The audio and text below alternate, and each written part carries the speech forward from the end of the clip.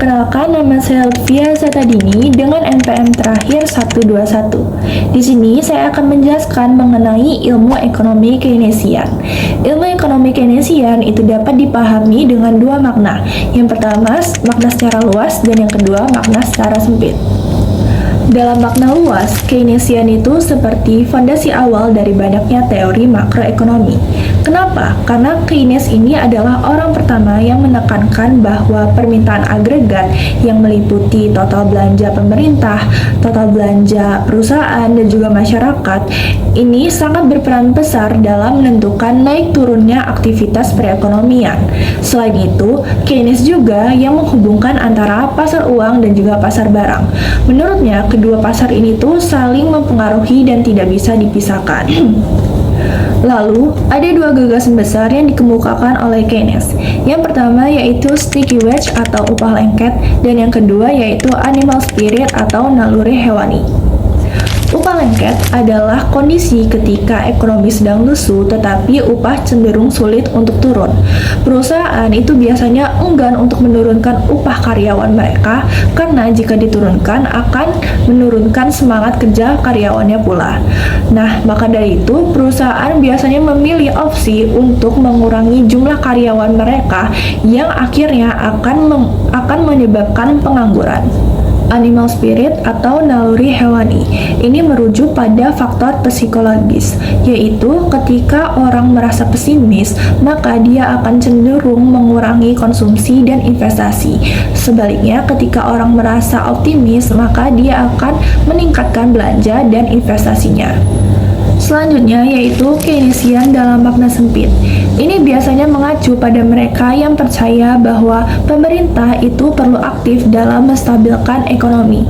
Misalnya ketika resesi, maka pemerintah akan menaikkan belanja atau menurunkan pajak untuk mendorong permintaan. Sedangkan ketika ekonomi terlalu panas, maka pemerintah akan menurunkan anggaran mereka untuk menahan inflasi. Oke teman-teman, di sini kita akan membahas tentang monetarisme.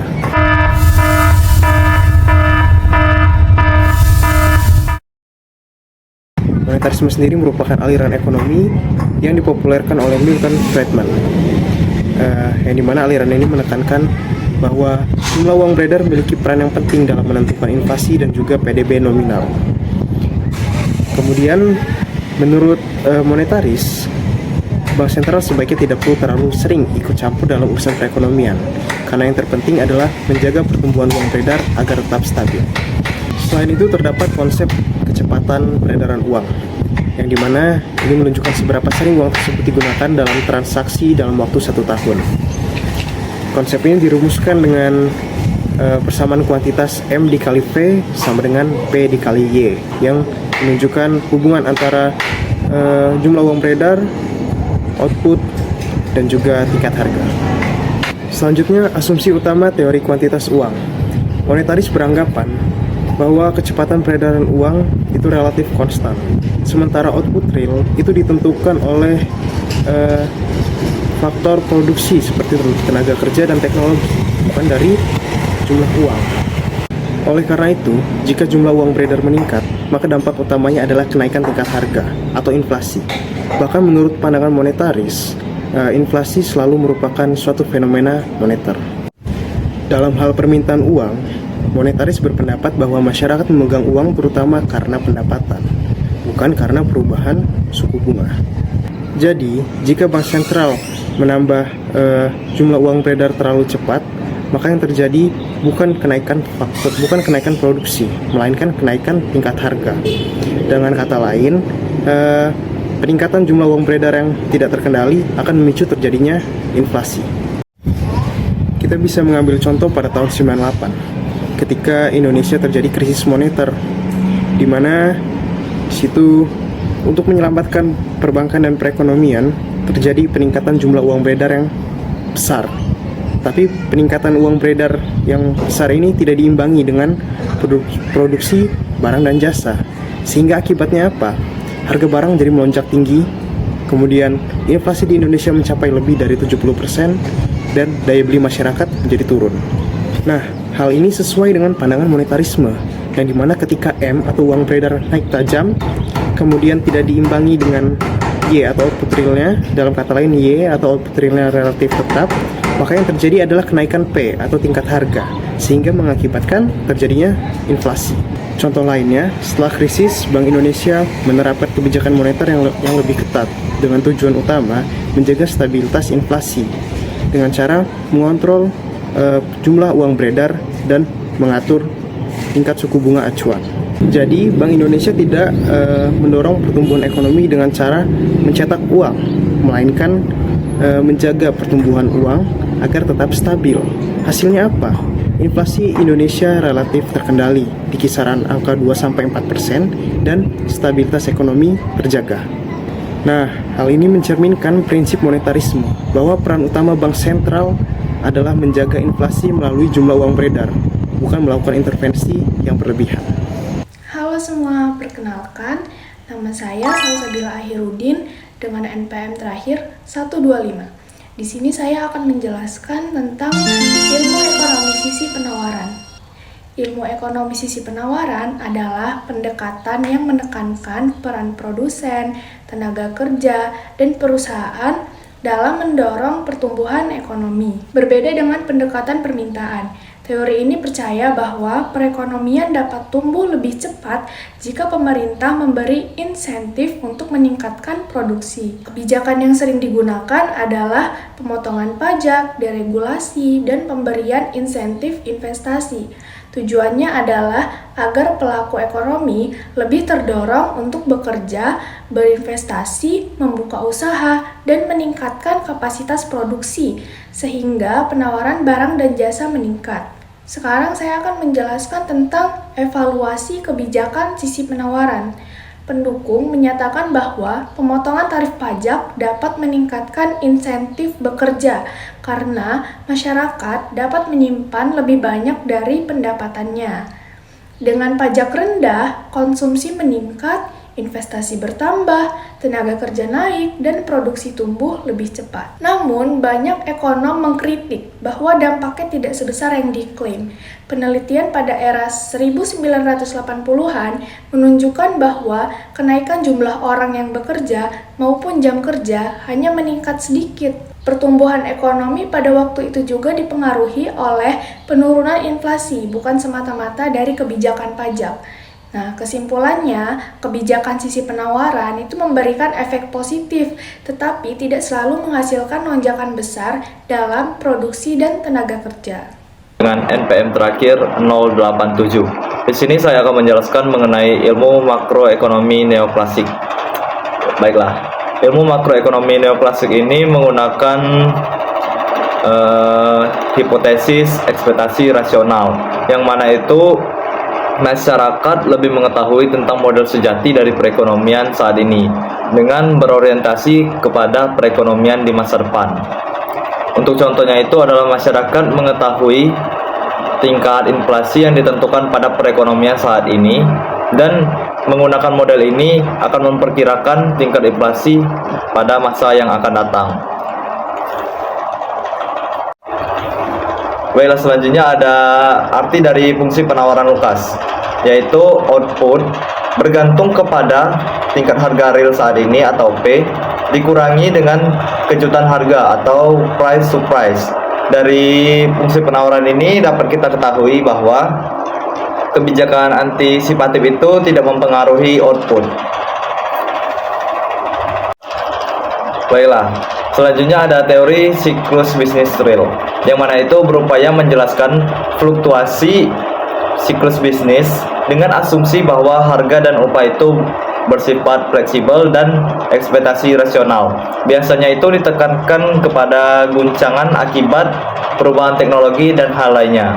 Sedangkan ilmu ekonomi Keynesian baru itu mengabaikan asumsi bahwa harga dan upah itu bersifat fleksibel, artinya lengket. Biasanya pada kebijakan pemerintah model ini sangat berperan. Yang terakhir ada mengevaluasi ekspektasi rasional. Ada argumen yang mendukung, ada juga yang tidak mendukung. Untuk argumen yang mendukung itu adalah ketika ekspektasi tidak rasional, maka ada kemungkinan laba yang terabaikan. Nah, para ekonom itu meyakini bahwa hal tersebut adalah langka dan berumur pendek. Sedangkan untuk yang argumen menentang atau tidak mendukung itu adalah setiap rumah tangga dan setiap perusahaan itu tidak memiliki informasi yang memadai untuk menggunakan model ekonomi ekspektasi rasional ini. Sekian dari saya, lanjut.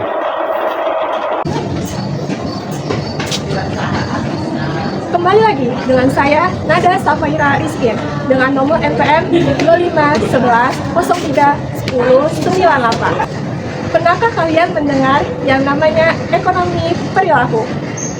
Ini gabungan antara ekonomi dan psikologi.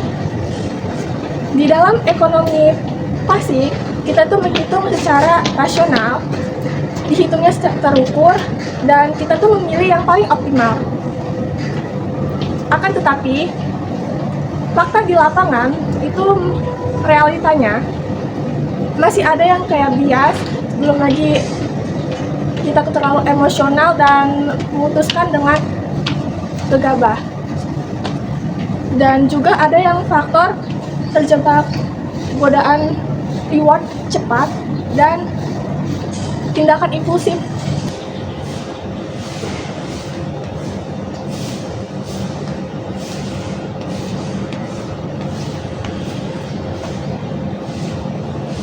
Kita di dalam teori prospek, kita tuh melihat kayak uang itu antara loss sama profit. Kenapa bisa gitu? Ini terjadi karena pas kita gaji itu dipotong, kan kita ngerasa kayak bete gitu kan. Nah, pas dapat promosi atau dapat gajinya dinaikin, itu tuh ngerasa kayak, oh ya udah, itu demo wajarnya. Ini juga berlaku sama seperti saat di PHK atau dengan memotong gaji semua orang. Saat kita memilih dengan PHK beberapa orang aja, itu kan biayanya lebih sedikit ya daripada kita potong gaji semua orang. Kanannya, kalau misalkan kita potong semua gaji orang, mereka kan akan protes, dan itu lebih membuat kepercayaan itu pada turun. Tapi kalau misalkan PHK dikit aja kan di dalam bagi perusahaan, itu tuh yang kena dampaknya cuma dikit, tapi bisa nyelamatin banyak orang.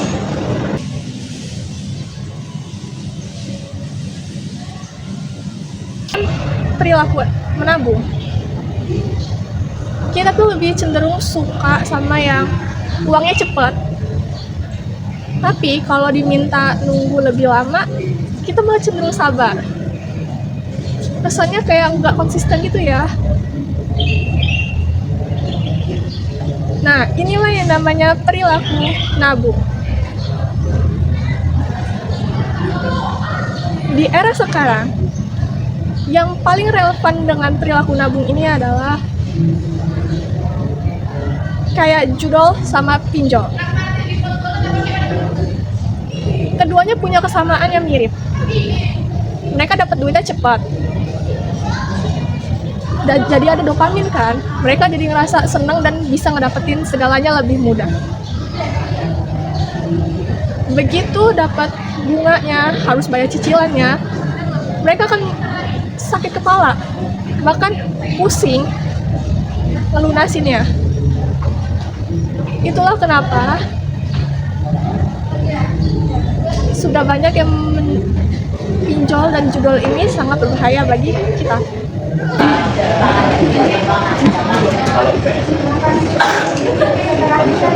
Gimana kalau kita ngebahas data judol dulu? Perputaran dana di tahun 2023 sampai 2024 itu mencapai 300 triliun. Itu angka yang sangat fantastis di tahun segitu. Nah, kalau di tahun 2025 itu masih 99 triliun. Masih kurang kan? Tapi itu masih kuartal 2. Nah, menurut usianya, kalau yang anak-anak remaja itu masih tergolong medium lah. Dampaknya bakal destruktif kalau udah mencakup kayak dewasa umuran 30 ke atas. Nah, di sini kita tuh bakal tahu transaksi keuangan yang mencurigakan. Yang paling menarik di sini itu pas ngomongin kayak lebih besar penipuan daripada daripada judol itu sendiri. Karena porsinya ya, penggelapan sama penjudian itu dikit. Kok penipuan yang banyak. Nah, makanya Satgas Pemberantas itu pada ngebentuk tindakan itu untuk kayak ngeberantas rekeningnya itu dibekuin, sama yang jual beli rekening itu ditiadain. Lalu bagaimana dengan yang pinjol? Kalau yang tadi judol, sekarang yang pinjol. Di pinjol ini, menurut usianya ya, lebih banyak diminati oleh kalangan remaja. Nah, kalau di judol itu kebanyakan yang orang dewasa kan, tapi kalau yang pinjol dia anak remaja yang lebih banyak. Di sini sektornya itu lebih banyak ke dunia hiburan, makanan, sama kayak rumah tangga. Provinsi yang paling banyak itu tuh ada di Jawa Barat sama Jakarta. Kalau di Lampung masih 238.000. Cuma mirisnya yang kelas menengah ini dia kejepit karena pinjol dan kelakuannya itu sendiri. Nah, kalian nggak pulang? Ini menunjukkan kayak keputusan dalam keuangannya itu masih kurang literasi, dan mereka masih kurang bisa ngelola duitnya sendiri.